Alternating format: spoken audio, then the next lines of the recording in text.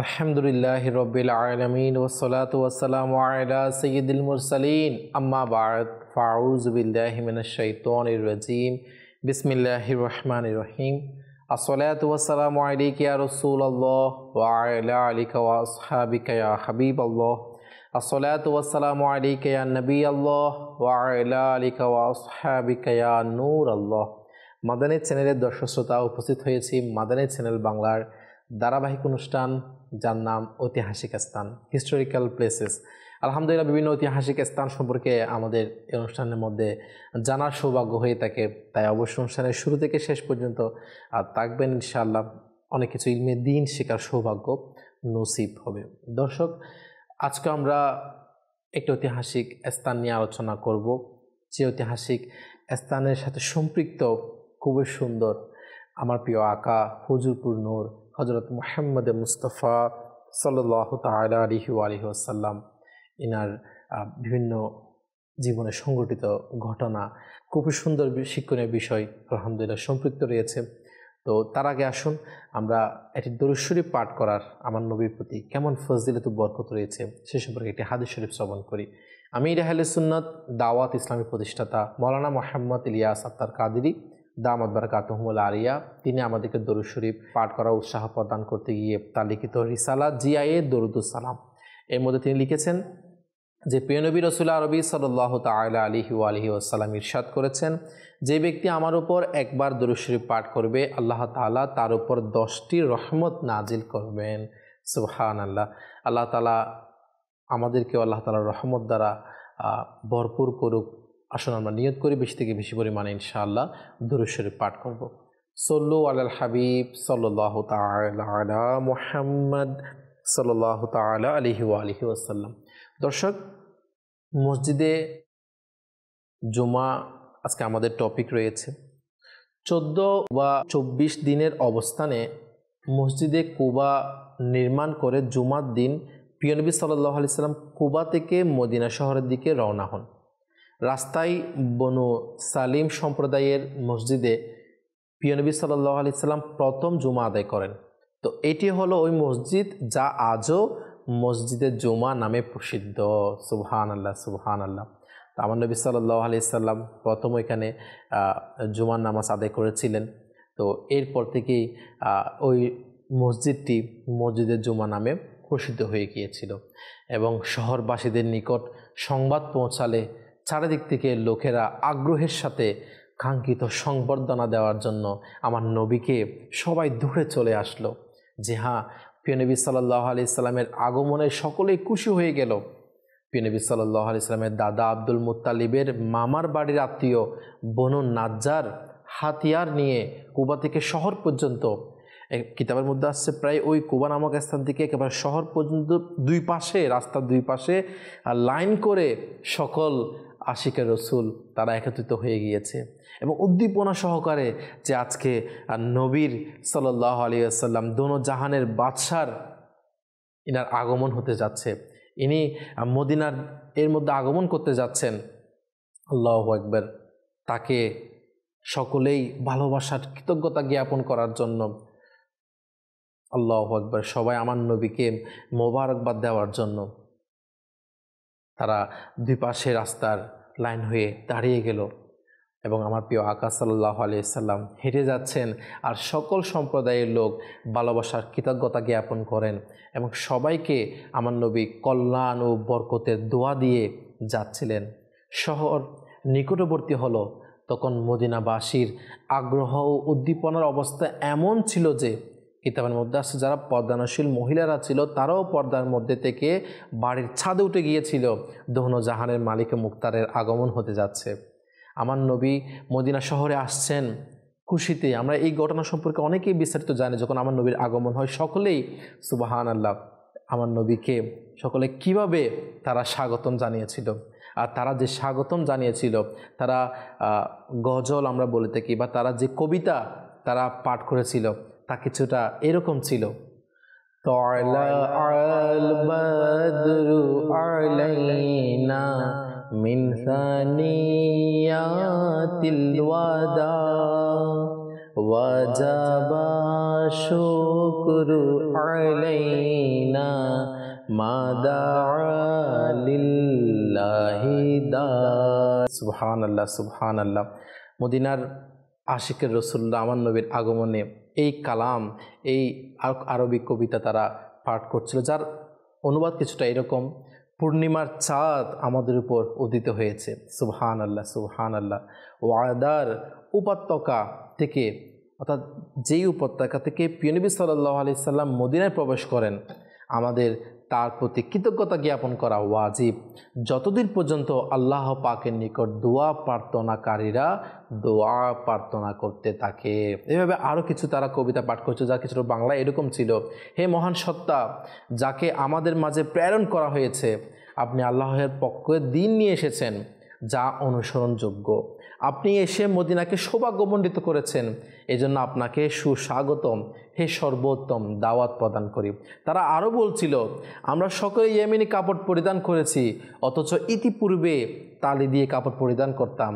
তো আপনার উপর আল্লাহ পাক ততক্ষণ পর্যন্ত রহমতের রাজি অবতীর্ণ করুক যতক্ষণ আল্লাহ পাকের জন্য প্রচেষ্টাকারীরা প্রচেষ্টা করতে থাকে। আমার নবীর আগমনে মদিনার ছোট ছোট শিশুরা পর্যন্ত খুশিতে আন্দোলিত হয়ে তারাও গজল গাইতে লাগলো, যার বাংলা অনুবাদ এরকম: আমরা বনু নাজ্জার সম্প্রদায়ের শিশু, বাহ কতই না উত্তম হলো যে হযরত মুহাম্মদ সাল্লাল্লাহু আলাইহি ওয়াসাল্লাম আমাদের প্রতিবেশী হয়ে গিয়েছেন। সুবহানাল্লাহ সুবহানাল্লাহ। আমার নবীর প্রতিবেশী যারা হয়েছেন, সে আরববাসী কতই না সৌভাগ্যবান ছিল, এবং তারাও আরবের সে শিশুরাও আমার নবীর প্রতিবেশী হতে পেরে তারা কেমন ধন্য হয়েছিল। আরবের সে শিশুরা তারা আনন্দে অকৃত্রিম ভালোবাসায় তারা প্রভাবিত হয়ে জিজ্ঞাসা করলেন, অর্থাৎ আমার আকা সাল্লাল্লাহু তাআলা আলাইহি ওয়া আলিহি ওয়াসাল্লাম যখন আরবের এ সকল শিশুদের এরকম আমার নবীর প্রতি মহব্বত দেখতে পেল, তারা আমার নবীর প্রতি এত ভালোবাসা দেখতে পেল, তখন আমার নবী জিজ্ঞেস করলেন, হে শিশুরা, তোমরা কি আমাকে ভালোবাসো? তখন শিশুরা একই সুরে বলল, জি হ্যাঁ জি হ্যাঁ। তা শুনে রাসূলুল্লাহ পাক সাল্লাল্লাহু তাআলা আলাইহি ওয়া আলিহি ওয়াসাল্লাম খুশি হয়ে মুচকি হেসে ইরশাদ করলেন, আমিও তোমাদেরকে ভালোবাসি। সুবহানাল্লাহ সুবহানাল্লাহ। ছোট ছোট ছেলে এমনকি গোলাম তারা পতাকা হাতে নিয়ে খুশিতে আত্মহারা হয়ে মদিনার অলিতে গলিতে প্রিয় নবী সাল্লাল্লাহু আলাইহি সাল্লামের আগমনের স্লোগান দিতে দিতে দৌড়াদৌড়ি করছিল। সুবহানাল্লাহ সুবহানাল্লাহ।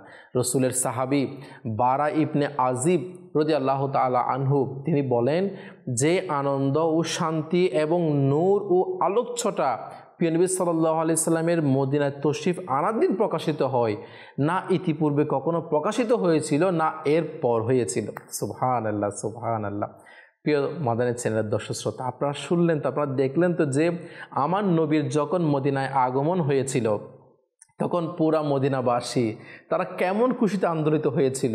পুরা মদিনাবাসীর পুরা মদিনার মধ্যে আমার নবীর আগমনে তারা জুলুস লাগিয়ে দিয়েছিল। আমার নবীর আগমনে আমার নবীর পিছনে পিছনে সাহাবায়ে কেরাম জুলুস করে করে আসছিল, এবং আমার নবীর আগমনে খুশিতে সকল সাহাবায়ে কেরাম, বিভিন্ন সাহাবিয়াও তারাও আলহামদুলিল্লাহ পাশে দাঁড়িয়ে গেলেন পর্দা সহকারে। অনেক তাদের ঘরের ছাদের মধ্যে উঠে গেলেন আমার নবীর আগমনকে তারা দেখার জন্য। বিভিন্ন ছোট ছোট বাচ্চারাও আমার নবীর আগমনের খুশিতে পতাকা নিয়ে মদিনার অলিগলিতে ঘুরে বেড়াচ্ছিল। সুবহানাল্লাহ। তো দর্শক, সাহাবায়ে কিরাম আলাইহিমুর রিদওয়ান তারা আমাদেরকে শিক্ষা দিয়েছে যে আমার নবীর আগমনের দিনে খুশিতে আন্দোলিত হওয়া। এটা আমি যে ঘটনাগুলো বলছি, সাহাবায়ে কেরাম খুশিতে আন্দোলিত হলেন, তারা দুপাশের রাস্তা দাঁড়িয়ে গিয়েছে আমার নবীর আগমনে, তারা কবিতা পাঠ করছে, তারা নাতে রসুল পাঠ করছে, গজল পাঠ করছে। তো এটা সাহাবায়ে কিরাম আলাইহিমুর রিদওয়ানদের জীবনী থেকে শিক্ষা নেওয়া। তো আজকে আলহামদুলিল্লাহ আমরাও 12 রবিউল আউয়ালের আগমনে যখন আমরা আমার নবীর আগমনে খুশিতে নাতে মুস্তাফা পাঠ করে করে যখন জুলুস পালন করা হয়, আমার নবীর আগমনে খুশিতে যখন আশিকের রসুল্লাহ পতাকা লাগায়, সুবহানাল্লাহ, সেরকম পতাকা তো সাহাবায়ে কেরামরা উড়িয়েছে, সেরকম পতাকা তো আমার নবীর আগমনে মদিনা অলিগলিতে ছোট ছোট বাচ্চারাও উড়িয়েছে। আমরা তাদের থেকে সে শিক্ষা অর্জন করেছি।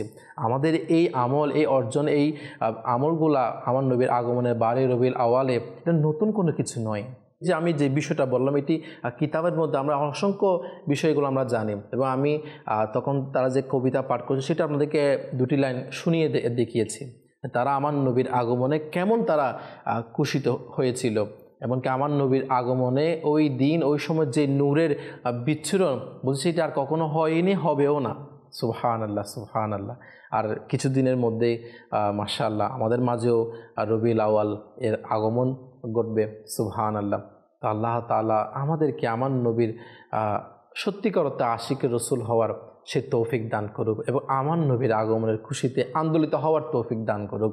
আমার নবীর আগমনের খুশিতে নারাজ, আমার নবীর আগমনের খুশিতে দুঃখ প্রকাশ, এটা হয়েছিল মুনাফিকদের।